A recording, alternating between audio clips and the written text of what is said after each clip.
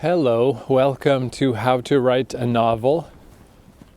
So I thought I would do a little episode about the last chapter of this book, the one that I've been rambling about for many episodes now. It was the longest, most complicated chapter of the whole book. So I thought I'd go into a little more detail about that, in particular, just what it's like when a chapter is an insane megalith that takes forever. And I did in fact do that, but I recorded that audio last month. So I thought I'd do a little intro first with a little more current update. So this apartment I've been bunkered down in, my cousin's apartment, he moved out. He has a girl moving to town to shack up with him.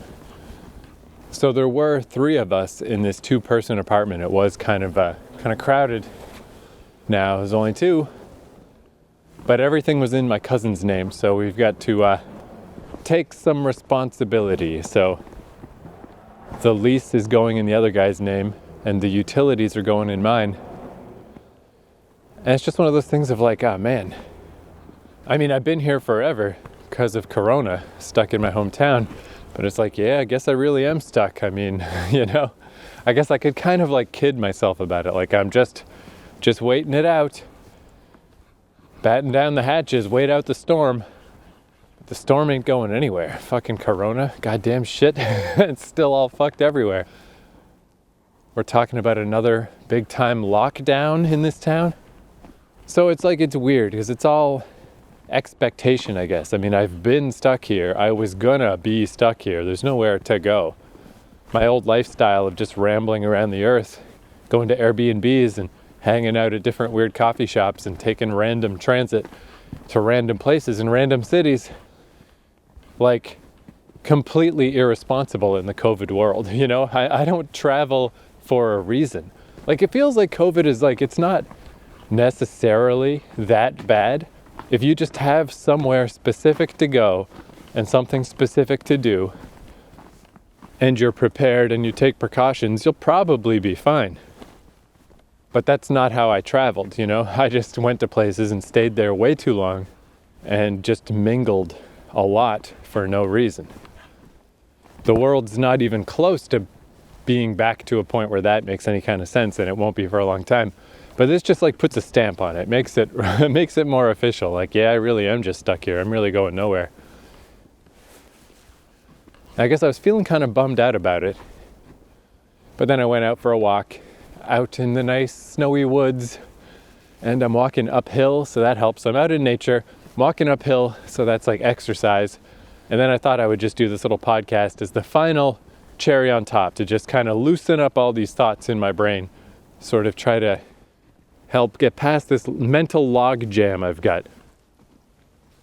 That it's like, yeah, I wish I was still in the old world, but I ain't. Is this world really so bad? Is it really so bad to be in this town? Because I was also thinking, as far as traveling goes, like, I got a lot of traveling under my belt, especially right before Corona. I mean, like, the whole time I've been doing this podcast was pretty cool. It's like, hey, I'm in Vancouver. Oh, I'm in Toronto. Hey, I'm in Montreal. Whoa, I'm in Amsterdam. Hey, I'm in Tokyo. But I really did kind of get my fill of a lot of those places. The only one I really particularly would like to go back to is Japan, and they're fully shut down right now. But even if I did, like, that place would be the worst for, like, it has the most crowded transit. It would be the most irresponsible place to just go and ramble around and hang out at coffee shops and do nothing, would be Tokyo. So I was thinking, like, when Japan does reopen its borders, what if I just went to Fukuoka? Because that's the city I went to in the middle of my trip, where I recorded all those podcasts on the mountain, just talking about writing ideas I had. So I was thinking, like, what if I just went to Fukuoka for 3 months, stayed on the outskirts and hung out on the mountain? But then at that point, it's like, I'm on a mountain right now. I'm in the woods right now. Do I need to fly around the world to do that? Like, I'm trying to conceptualize this to cognitively reframe it. So it's like, yeah, maybe this isn't so different. I mean, it's not. It's literally not so different. that other version would be more fun, maybe this isn't so bad. I guess I'm just having a hard time convincing myself. And ultimately, I mean, I really shouldn't complain. This really has been, throughout all of this pandemic stuff, one of the safest places ever. And it's just undeniable that when all that stuff happened with my dad being in the hospital, the only reason I was here, the only reason I got to see him, is because a global pandemic made me stay home. Like, I just have nothing to complain about. And I just wish I could. I wish all those reasons, I wish the truth of it was enough. But it's not. I don't know. But I guess it's like, I'm always like a fan of always thinking about the next thing. I feel like it really helps keep your head above water. It's hard to get down about a situation if you're always thinking about the next thing. I mean, like, traveling is a literal version of that. It doesn't really matter what happens in X, Y, or Z city, because I'll be in another one soon enough. And I've kind of been noticing that with my roommates here in Atlantic Canada. Is like, it's hard to relate to them in some ways because they're not like artistically minded. They're not striving to create stuff. It is that, like, you come home from work and you just plop down and watch TV. It's like, I don't like that feeling because I would rather feel like I'm getting things done and I'm working on things. And whatever might be like depressing in the present, being trapped in a global pandemic or a parent getting sick or whatever, even just general malaise, I always have that future vision, you know? Like, I'm always talking about, like, a what if? Imagine if there was a movie and I directed it and this is how I would do it. And it doesn't necessarily matter that much if any of that stuff really does happen, but it's that I can easily see it. I can imagine it. I believe that that could happen. I don't see any reason why it couldn't. And in a way, I think, like, living in the future is kind of cool because it just takes the pressure off the present. Whatever's a little bit mundane and a little bit, you know, if you're spinning your wheels in the present, it's all right because you're working toward something else. Maybe you'll get there, maybe you won't, but I've noticed other people, you know, they don't live that way. They're not working toward anything really. Not in this all or nothing grand way that I am, where it's like, hey, maybe I'll be an all-time great writer. Maybe I won't, whatever, but that's even on the table. It's a whole different wavelength, you know? Like, I don't know what to talk to people around here about. I just don't even know how to have a conversation with them because it's like, I want to talk about going to the fucking moon, metaphorically speaking. And I guess that's just a lot harder to do when you got paperwork in your name that says you are not going anywhere for some time. And then, yeah, as I started thinking it through, it's like, when is this ever going to end? You know, what the fuck? I mean, I guess eventually, I guess, Japan will open its borders. Things will calm down as much as they're going to calm down. And I'll just have to fucking start traveling and just expect to get COVID. That's just what's going to have to happen, I guess. But that's not going to happen for like at least a year. I'm here. But if I just focus on the upside, I mean, I've got all these woods near me. My big fantasy, my ultimate grand fantasy, imagine if I could go back to Fukuoka and go to Umebayashi Station and walk up Mount Arubayama, I think it was called. It's like, if I could do anything, that's what I would do. And this is not so different. I just gotta convince myself. But along those lines, one thing that has been kind of cool. So as I said, the coffee shops all shut down again. And the coffee shops were never especially fun around here anyway. It's mostly just Tim Hortons's, you know? It's not like going to a coffee shop in fucking Amsterdam. Even if I just went to a Starbucks in Amsterdam, it was still a Starbucks in Amsterdam, you know? That's quite inspiring.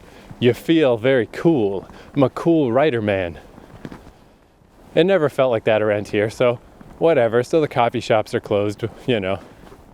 they were not that fun to begin with. And as I was saying, when my little phone with the slide-out keyboard broke, I just switched over to a proper Chromebook. So I dragged that out into the world with me, and it's been working out pretty well. As long as it's only medium cold, I'm really surprised how long I can sit down with the little Chromebook open and my little gloves on and just do writing, which I just couldn't do with my phone because it had such a tiny keyboard. I needed bare thumbs, which would freeze off. But yeah, it's been working out surprisingly well. And then as snow hit, before I was just walking out into the woods and just finding a fallen log somewhere and sitting on that and doing some writing. But once snow hits, it's like a really wet snow around here in Atlantic Canada. And these trees absorb a crazy amount of water. Like, you just can't sit down on a fallen tree, no matter what you do. I was like putting down raincoats to sit on and stuff and like waterproof shit. And the water somehow gets through it. And then your pants get wet, and then you just gotta go home because you're gonna die. Because when you have wet stuff in the winter, hypothermia is the next step. So I mentioned that to my ma, and she's like, hey, I got this little camping chair that's just in the garage. And it's really cool. It's this little camping chair that has like a pouch built into it that you're supposed to like put your little picnic meal in. And I can just barely squeeze the Chromebook into there. So that's what I've been doing lately, is just hiking off into the snowy woods. Just anywhere, just any random spot in the woods. Open up my little camping chair and just sit on that and do some writing. And it's like, yeah, this is pretty cool, Fuck coffee shops, I don't need a coffee shop. My coffee shop can be anywhere. And I was thinking this could be good in the summer, because like obviously I'm always complaining about the mosquitoes around here. If I can get some like extendable poles and some mosquito netting, like maybe I can make a little mosquito tent, a little makeshift mosquito tent. Just sit down in my little camping chair, extend my little camping poles, put mosquito netting over it, and just hang out there and just do writing wherever. And yeah, I don't know, it's not so bad. I've been kind of enjoying it. Oh, I wanted to mention too, this thing, I'm always saying how I hate writing at home. Like the reason I go to these extreme lengths to go for a hike, be it a hike through a city to a coffee shop, or now just a hike through the woods to a nowhere instead of my camping chair, is like it just feels better in my brain. And I learned a little bit about that. There's this guy, The Healthy Gamer, I think is his YouTube channel. My friend Brad mentioned him to me, and he like helps people with gaming addictions and stuff. And he was talking about, his example was like shower thoughts. Like when you're in the shower and you're just disconnected from all of your devices and all the people around you. And in a way, all of your worldly cares, because there's nothing you can do about them while you're in the shower. And everybody knows about shower thoughts. Everybody has those. You have like your big thought in the shower, like, oh, what a good idea. And there really is science behind that, of just like your brain, it just disconnects from a lot of staticky noise that's, filling your day, and a more creative side of your brain can open up. And like that's absolutely what's happening here. That's why I like these walks, because I don't have a data plan on my phone. Ever since my last burner broke, I can't even receive texts. Once I'm out in the world walking around, I'm disconnected from everything. So not only does it get my body going physically, but also it's like I'm in the shower. If I walk for an hour or two or whatever, my brain really is on a different track, on a different wavelength. You really do have different kinds of thoughts. It was neat to hear about, because it's like, I know this is true of me. Like I've experienced this phenomenon so many times, but it's nice to have a little confirmation that this is a thing, that I'm looking for the shower thoughts. I need to disconnect and go off and be by myself for a bit before I can do writing comfortably. However, sometimes even that is impossible, Because, if it's rainy or snowy, it's tough. But, if I really want to, I can go find an awning somewhere and hunker down under it. And, if I really try hard, I can still go outside and do stuff. But in the dead of winter, we had a couple of days in a row where it was minus 22 and then minus 20, which I looked up the Fahrenheit just so y'all Americans will know what I'm talking about. Like -8, -7, -4 Fahrenheit. Very fucking cold. And on those days, just it's too cold. I cannot pull out my stupid computer and do writing. It's too cold. But even on those days, I've been doing better. I've been managing to write at home a little bit. Because if I just turn off all the lights, just lay on my bed with my Chromebook, and I don't know, I just try to forget that I'm at home. I just try not to think about where I'm at all. And just open the thing up. And usually I'll just play on the, in the side video, something. Just like a person walking around a foreign city video.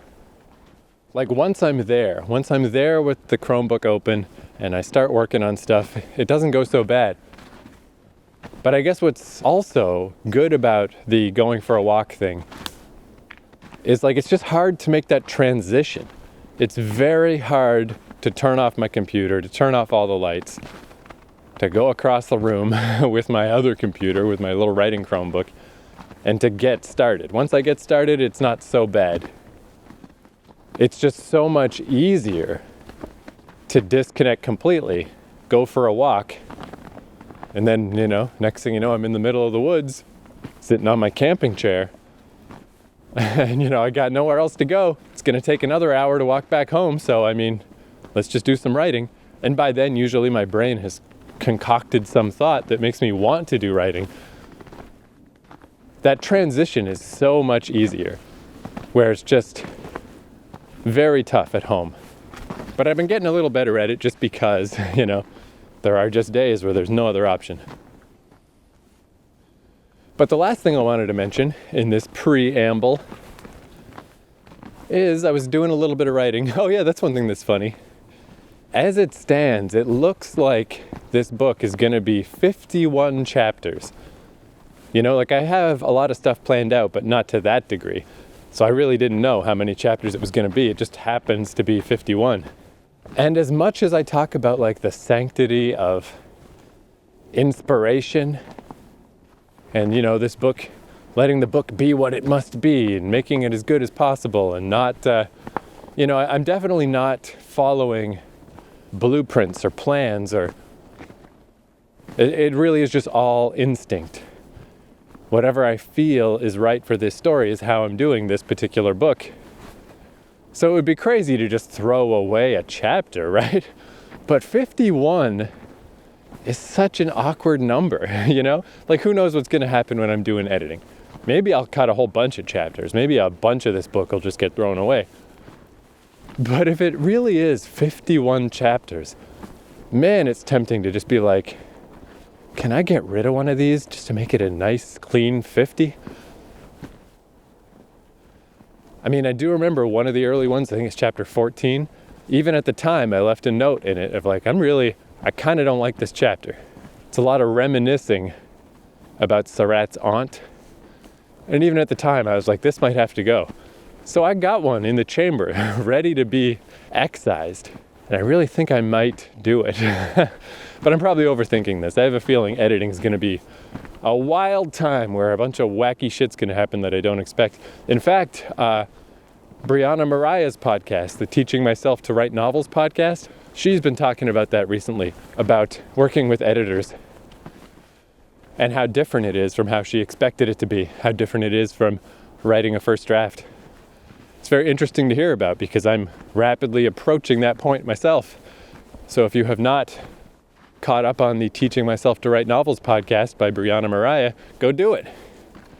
Because she's at a pretty interesting place where she finished the novel she was working on and sent it out for queries and stuff, then started working on a second story, and now she's thinking maybe that second story will be the one to really come together.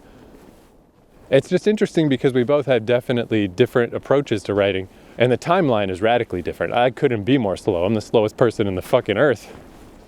So it's very neat to have a little view of what might be coming up next.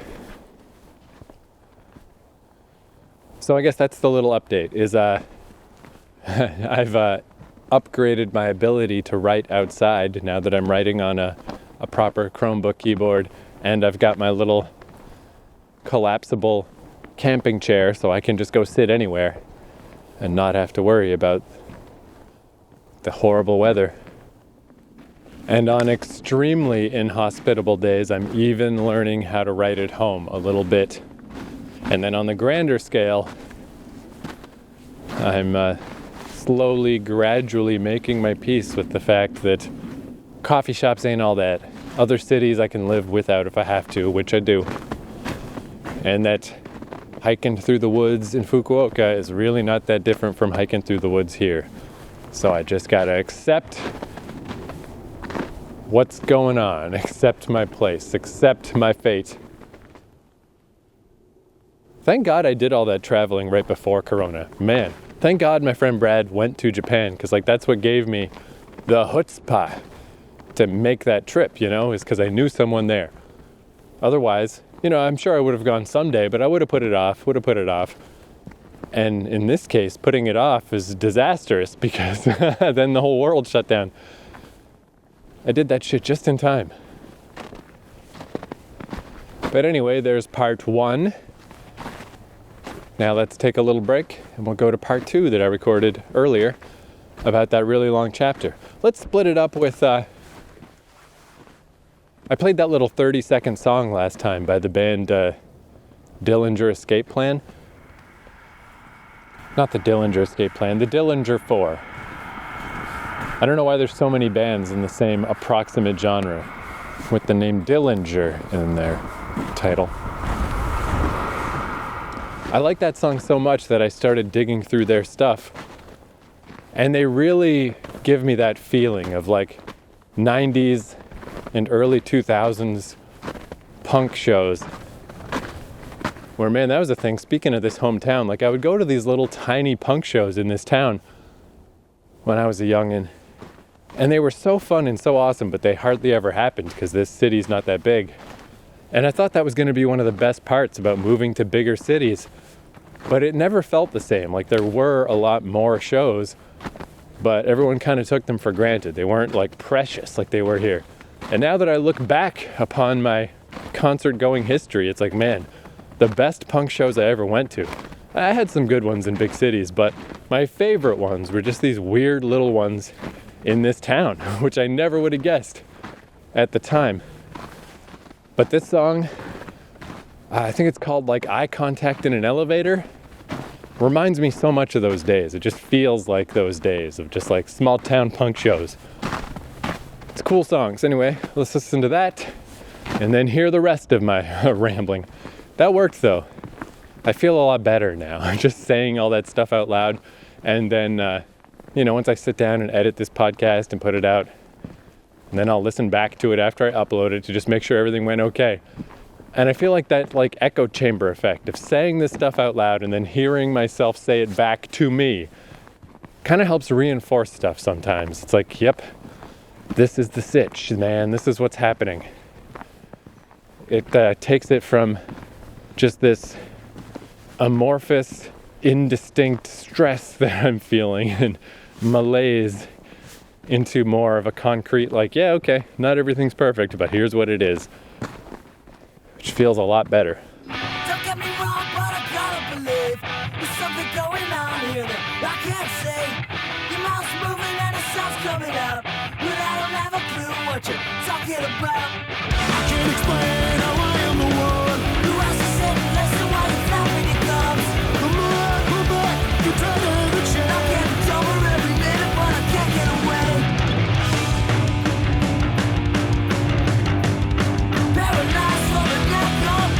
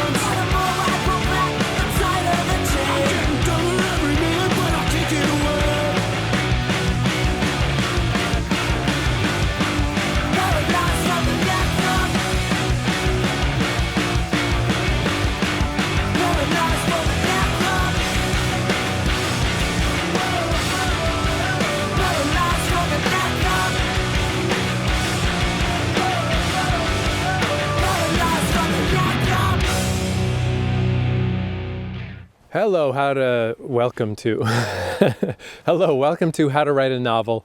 This is going to be kind of a weird episode. It's late at night. It's dark as fuck out. I mean, it's only 8:45, but in the middle of winter in Canada, that feels very dark and late.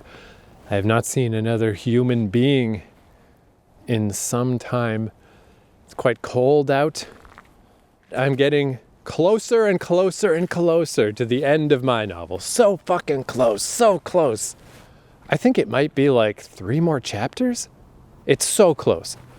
But what I wanted to talk about is this chapter I just finished, because it is the second hardest chapter in the whole book.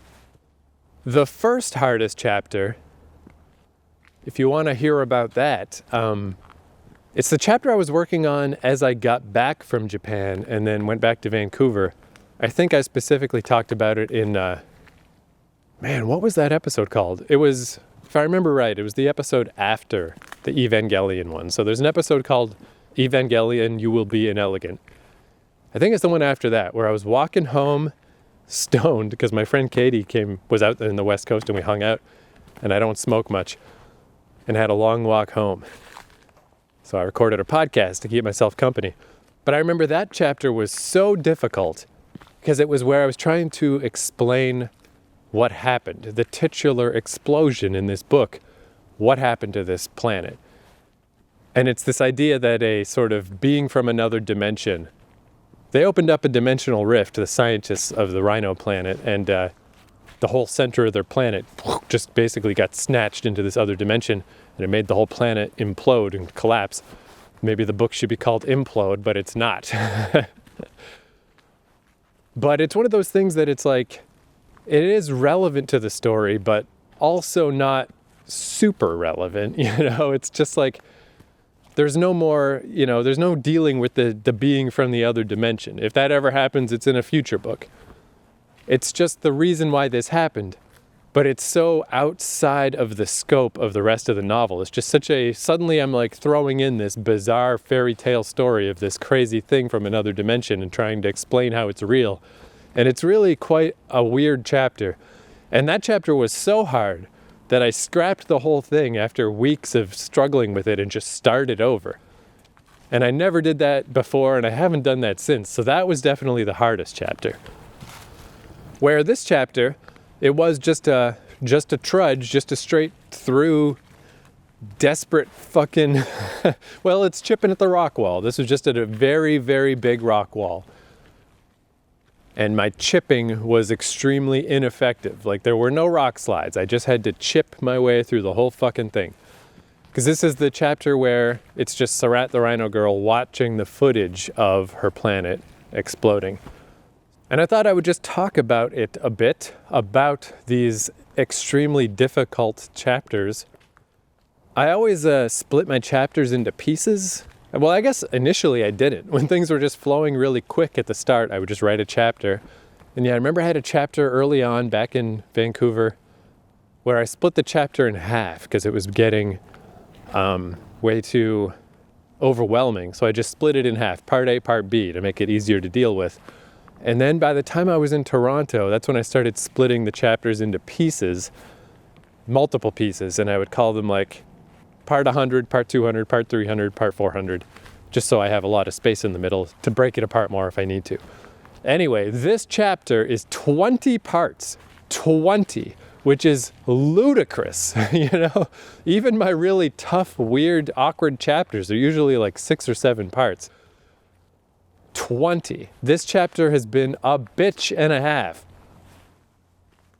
Which is not coincidental because, again, it's getting to the end of the book is just feeling very, very hard. Like, shit, when this is done, okay, editing time, I'm relatively confident that'll go okay, but it's a little worrisome too. Take this chapter, 20 different pieces. And then I put them all together and I moved on. It's like, I don't want to edit now, I'll just move on. But what if this thing is fucked up? What if it is a mess? 20 different sub-parts that I just put together? What are the chances that this chapter is not a disaster? And it's like chapter 48. There's going to be 50, 51, 52 chapters of this book. editing is it's gonna be a lot easier than writing the first time through, but it's not gonna be easy. And then after that, then it's real world time. Time to send out stuff and get rejected and realize the cruel, crushing reality of the world, and 1,000,001 reasons to feel resistance and to not want to fucking get to the end of this shit. So that's making this chapter go slow, but also this chapter is just a really tough one because this is the first time she's watching footage of her planet exploding, which she did see in person the day it happened. She was on an escape pod, she just left the planet, but that was like shell shock. She doesn't even remember how she got onto the space station she's on. The whole thing was just boom, just a wave, an overwhelming wave. Where this is deliberately sitting down and forcing herself to watch. And this is, just the big, this was the thing where I had this sort of big idea about how this chapter was going to go a couple of Christmases ago, based upon how terrible it felt to be back around my schizophrenic brother and to realize how bad things still are and always will be, and like, what's going to happen with this situation? It's nothing but a fucking horrible nightmare. But realizing that being upset about it feels like the mature way to be, but I've been doing that for 20 years and it hasn't fucking helped. What if I go the other way? What if I just bite down on the fact that, like, what if I don't care? What if I don't care? What if I just say, fuck this, I don't care.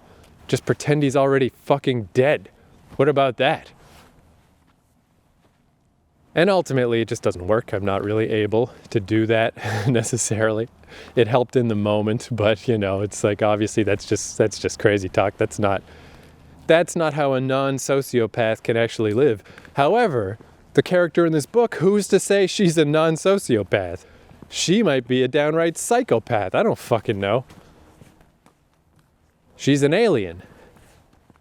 It's like, if you've ever seen the show The Orville, it's like the Star Trek type show that Seth MacFarlane made. It's a really good show. Surprisingly good. Like, you'd think like Star Trek with jokes might not be that great, but it's the best Star Trek show since Star Trek The Next Generation. And there's these aliens in it called the Moclan, who are basically Klingons. And I love that show is willing to make the aliens be alien. They have so many terrible fucking weird prejudices and horrible things that they do. They claim to be a single-sex species, that they're all male, but they're not. Women get born and they forcibly do like sex reassignment surgery on them. And it's just this horrible, fucked up race of creatures. But they explain why they are that way and the history on their planet that led to this. And when they have these big grand debates about, you can't do that, that's not proper to the Union and its philosophies, they actually do a really good job of making these Moclan people have counter arguments, that kind of makes sense. And you're like, wow, yeah, because they're aliens. Aliens aren't us. Aliens aren't human.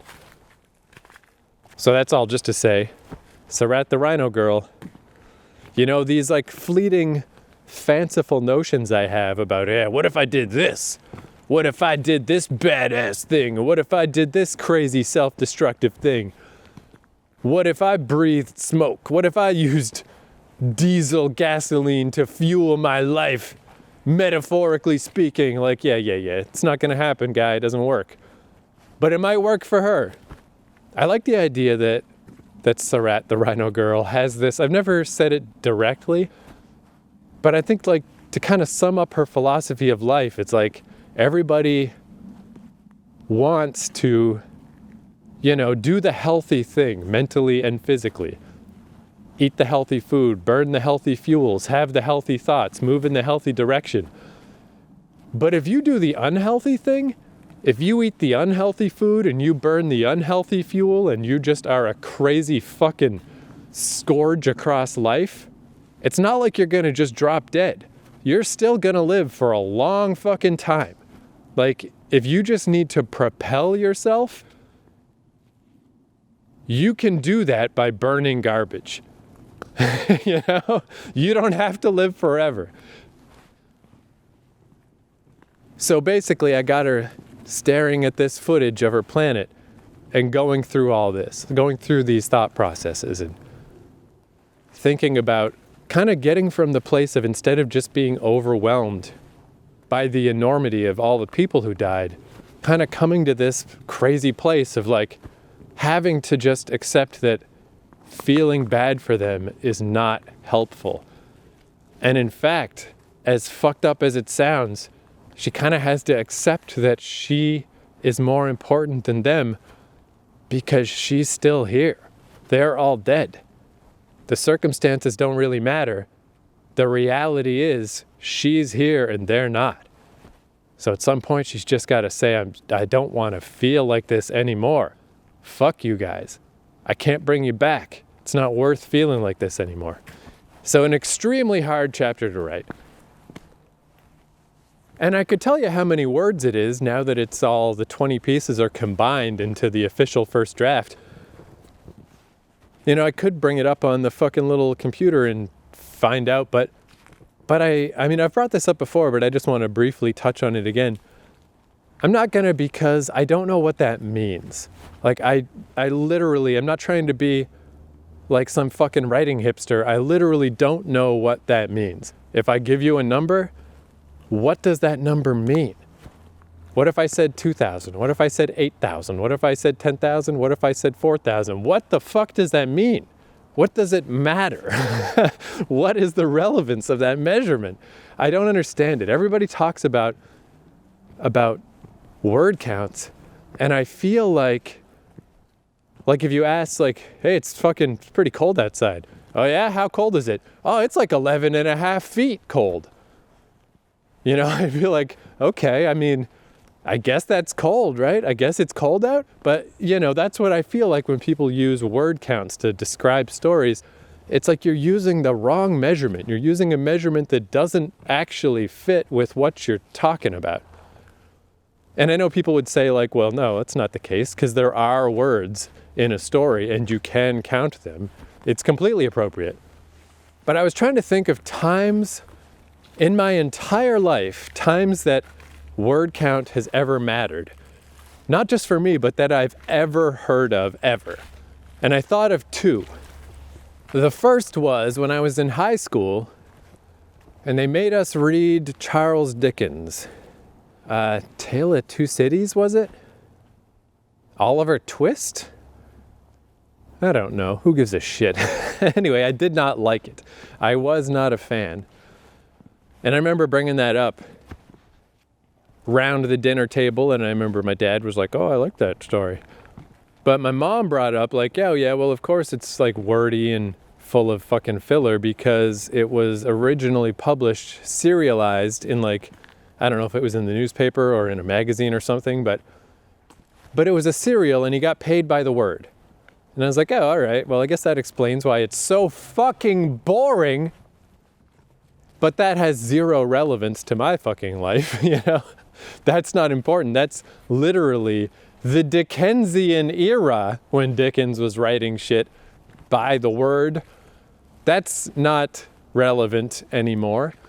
But a more recent example, and by more recent, I mean like fucking 40 years ago, but when The Stand came out, Stephen King's book, The Stand, which is a great book. I highly recommend it. Bad ending, but, you know, I think worth it, despite the bad ending. Haven't read it in a long time, but I would happily read it again, and I will sometime. But when that book first came out, it was so fucking big. You know, Stephen King was famous, but he wasn't quite famous enough that they were willing to put out a 1 trillion fucking page book. So they edited it. It had too many words. So they did an edited version, but then it was such a big hit and Stephen King only got more and more and more famous that eventually they just put out the full book anyway, and that's the one you can get now. So that's another case. If you are a publisher of paper books and you're concerned about how big they are, perhaps word count matters. So, you know, maybe you're an editor working for a publishing house. Maybe you're a publisher. Maybe you've time traveled to 1973 And maybe the word count matters.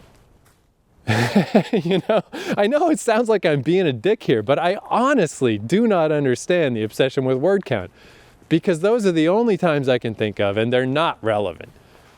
Nowadays, bigger is better. If you go to the fantasy section, these books are fucking enormous. And paper books are becoming less and less of a thing anyway. It's probably digital. So, yeah, word count, do what you do. If you're into word counts, go ahead. Whatever. But I roll my eyes when I hear about it. I don't know what it means. I don't understand the relevance of this. But why I want to bring all this up is I actually do have one potential actual reason why maybe word counts could be counterproductive. It's Ellen Brock, who I mentioned way back in the day. She's an editor who has a YouTube channel, and she posted some stuff about different types of writers. So this in particular is the methodological pantser, which I'm not sure if that's what I am, but maybe, where it's like you do have a method and you do have a structure to what you do, but you come up with a lot of it as you go. I don't know, when she describes there's 4 different types of writers, 4 quadrants, and I kind of feel like I'm right in the middle, but maybe that just means I don't recognize myself. Maybe I failed to recognize what I am. But in Ellen Brock's video about methodological pantsers, she brought up a good point about word counts and how that can kind of get in the way. If you use word counts to gauge how productive you're being and how things are progressing, it can gum things up during editing because you've trained yourself to think more words are better. So if, say you gotta really rip into something when you're editing, say you gotta cut 10,000 words, to me, I would not give one fuck. I wouldn't even know that I had just cut 10,000 words, I would just, if it's not right, it's not right. If it's not working, it's not working. As I say in my hoity-toity way, to me, it's moment to moment to moment. And if the moment isn't flowing properly into the next moment, then it's got to change or it's got to go. But if you just think about things primarily as word count, it's going to really fuck up your ability to cut those 10,000 words, because you're going to feel like you just lost 10,000 words.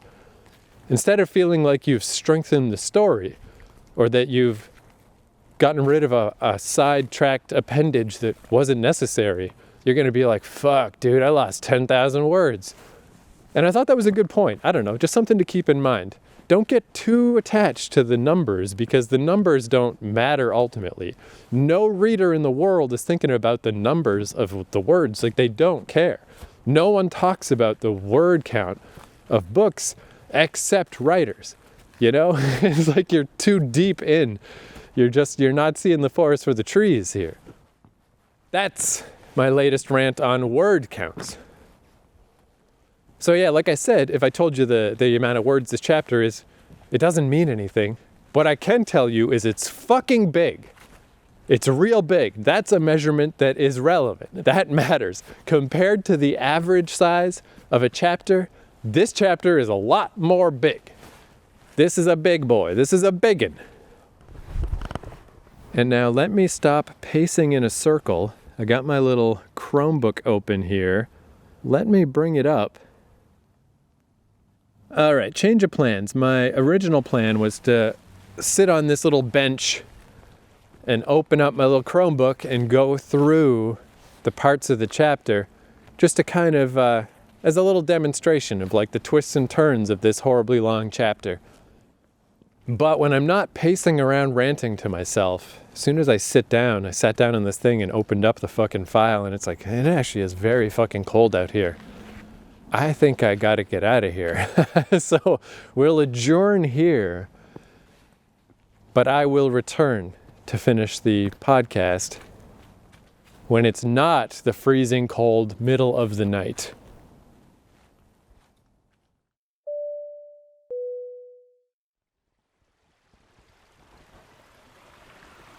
All right, it's a couple of days later. I'm hopping across a semi-frozen stream. So you might hear me fall into freezing water in real time. Whoa, Shit, like I literally almost fucked up already. But yeah, my original plan, for this episode, oh man, you can see, I mean, I don't know what animal this is.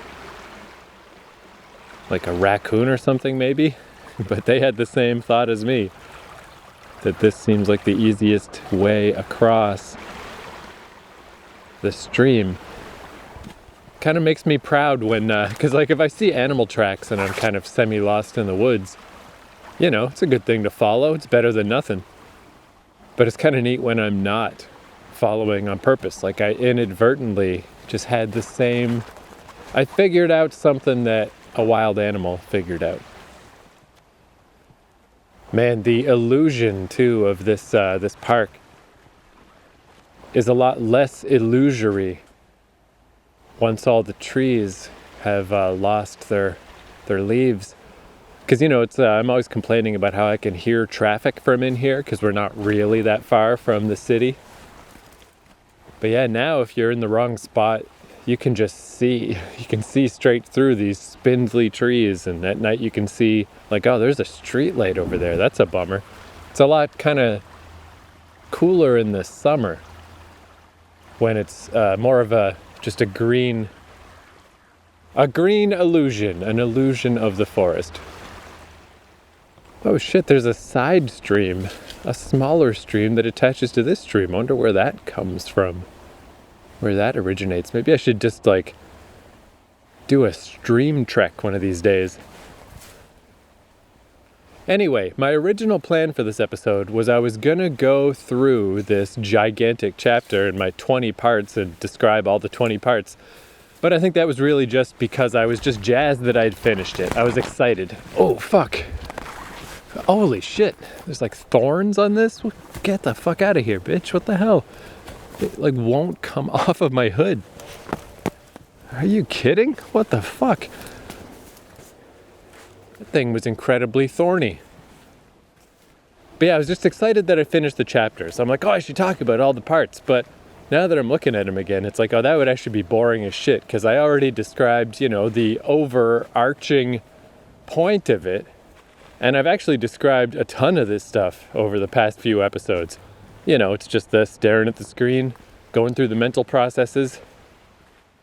It was a long and difficult chapter, but not like a lot of action going on.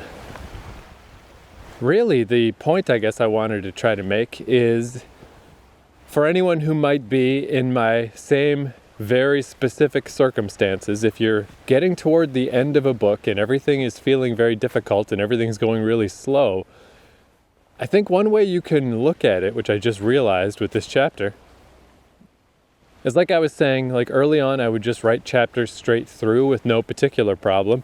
And then I started splitting the chapters into halves, into an A and a B, just to make them a little more digestible.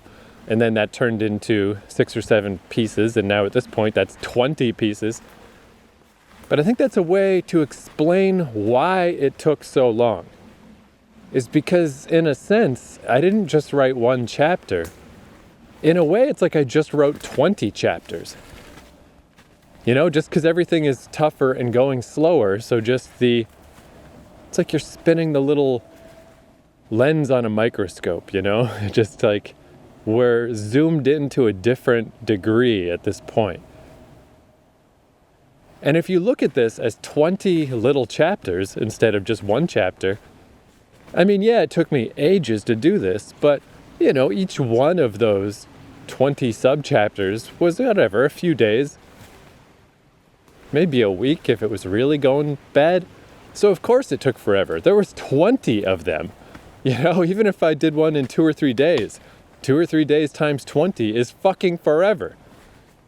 And again, when I look at things that way, I remember early on, I was really surprised that how fast things were going, because it didn't feel like I was doing that much work. And it's like, wow, I'm already at chapter like 14 or whatever, and it's only been 3 months. In a way, I actually kind of felt that way about this too, when I started looking at it that way, instead of just, how is this going so slow? Now it's like, that actually is not that bad, if you look at it as 20 chapters. Because it's obviously not. It's not 20 chapters worth of writing. but it's 20 chapters worth of effort. It's 20 chapters worth of mentally taxing work. And it doesn't feel like I was working that hard on it because I'm just doing what I always do. I just finished my writing for the day. It's very cold today, so I just typed for as long as I could. It was probably a solid 10, 12 minutes, you know? But that's fine, that'll do. And that adds up. All that stuff adds up at a remarkably fast pace. No matter how slow you work, when you work every day, it's crazy how fast it all adds up. Like if I look at this chapter as 20 chapters, it's like, man, not bad. You know, this little bit of daily work got me through 20 parts. 20! It's nuts. No one reading this book will ever know that that chapter was 20 parts, because to them it'll just be a chapter. But that's how I broke it up, just so that my brain wouldn't freak out and shut down. And just a little bit every day, like, it gets you through. It'll get you through. No matter how fucked up shit is, how tough it is, how confusing it is, a little bit every day will just get you through that barrier. Will just keep you trudging forward. And if that particular advice has never inspired you before, it's certainly not going to start now. In episode 147 of this podcast, but presumably it's been of some use if you're still listening, so here it is yet again, one more time. Slow and steady wins the race. And then the next chapter, you know, I've got pretty much everything laid out now from here to the end of the book. There's only a few more chapters to go. And I had this chapter where it was like the final big argument between Surratt and Quaylem. And I was looking it over and I'm like, oh no, this isn't right.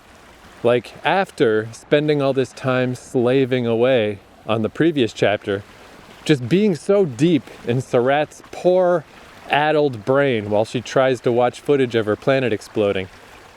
I'm very much on that wavelength now for this next chapter, and it makes no sense for her to be angry and argumentative. She doesn't have it in her. She doesn't have that energy.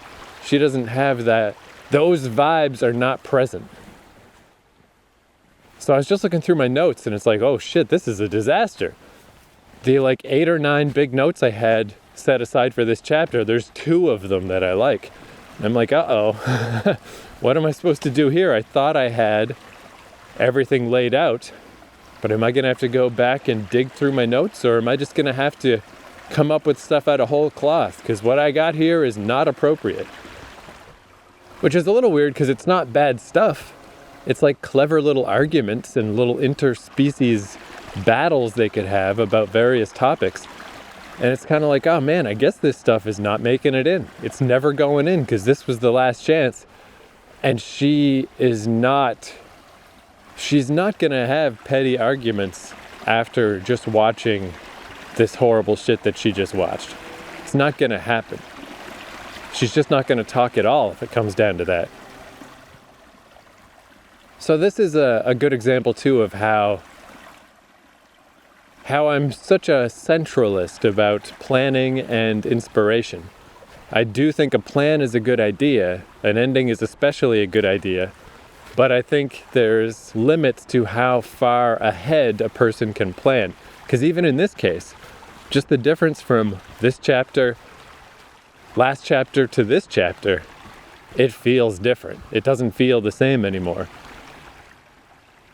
My plan is no longer appropriate. But luckily, I was like, well, let me look at these other chapters. What else have I got set up here? And I do have a chapter where instead of arguing, the 2 of them have a nice day. I thought that could be cool. Right before the big climactic explosive finale, maybe they just really do get along just for one day. And you'd think I would know that. You'd think I'd be aware of what's coming since there's so few chapters left. But I just spent months in the psycho pit of trying to deal with this one ridiculous chapter. So like I said, the one chapter being 20, it's how it feels. Once it telescopes out to 20, Of course I forgot what's coming in the next 2 or 3 chapters because they felt like they were 22 or 23 chapters away. The distance grew greatly. But that's good because I didn't do it today because my fingers are freezing off. But it's like, all right, today I deleted all the notes that are not useful. And I saw a clear path for tomorrow. For tomorrow, read through all the notes for the upcoming chapters, because chances are I'll just combine those two. There just will only be this one chapter. There's not an argument chapter and a getting along chapter. There's just the getting along chapter. And I think that's how it's going to go. Just a little final whiplash of like, she's really chilled out because of putting herself through this brutal thing of watching her planet explode. The two of them are getting along more, but she's still very much of the opinion, like, you can't just stay here, guy. You're better than this. You should be doing something with your life, you know? Like, what's your plan? And his plan really is just to stay there for his whole life. But then she's gonna go back to the well one more time. Go back to the what exactly did happen with my planet well. And that's when she finds out that the Nadarian, the jellyfish folk, it's not their fault. It's the crazy space being from beyond that caused her planet to blow up. But they're here to observe. They knew it was going to happen, and they set up this whole station just to watch everybody die.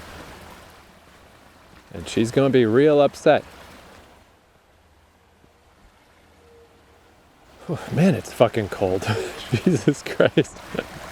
My fingers are dying. This is weird though. This is so like neat kind of this pulling out the Chromebook and just typing for as long as I can before my fingers fucking are about to die. Because it's not a lot of time, but when is it ever? When do I ever spend a lot of time writing? You know? It's just a little bit. And yeah, it's remarkable that this is working, even now that it's getting very fucking cold. So I think that'll do for this episode, back across these rocks. For Song of the Day, I'm going to play a band called Smudge. I was reminded of Smudge because it's the whateverth anniversary of their album Manilow. 25 maybe? It's, I don't know, long ass time. But they're like this power pop, kind of garage rock sounding band from Australia that I've run into a couple Australians in my life who also knew Smudge, and they were surprised that I knew them. And I was like, yeah, why do I know Smudge? I mean, I know the main guy, he wrote a bunch of songs with Evan Dando from the Lemonheads. I think that's how I originally heard of them. But it got cleared up a little bit when I was doing a little research that one of the Smudge albums, it was called Tea, Toast and Turmoil, it turns out it's just a compilation of a bunch of their early EPs, and it was specifically made for the Canadian market. How weird is that, right? I mean, I had that album, so it worked. They made this Canadian-only release, and I fucking had it. And there's like a little bit of a Canada-Australia connection. Like if you go the other way, we had this band, our 90s band was called The Tea Party. And after they kind of faded away a little bit in Canada, I saw somewhere that it's like, hey, you know, their albums are like selling really well in Australia. It's like, huh. I wouldn't say there's a strong connection between Canada and Australia because we're very far away from each other. But, you know, there's that having the queen on your money shit. There's a little bit. So anyway, I'm going to play this song, Dave the Talking Bear, just because it's a really catchy little fucking song. And this is what I love so much about Smudge. The guy's name is Tom Morgan. He's such an amazing songwriter because this song is 2 minutes long and it just takes you on a whole little journey. It's fucking awesome. But I don't know why it's called Dave the Talking Bear. I don't know what that means. So I thought I would look up the lyrics. Like, I don't know, I should just read these lyrics. Maybe there's something going on here that's more obvious. And I couldn't even find the lyrics. Like, you know, all those lyrics websites. I could not find Smudge. So yeah, like, pretty obscure band, but very excellent. I like them a lot. So here's Dave the Talking Bear by Smudge. Thank you for listening. I'll talk to you next time.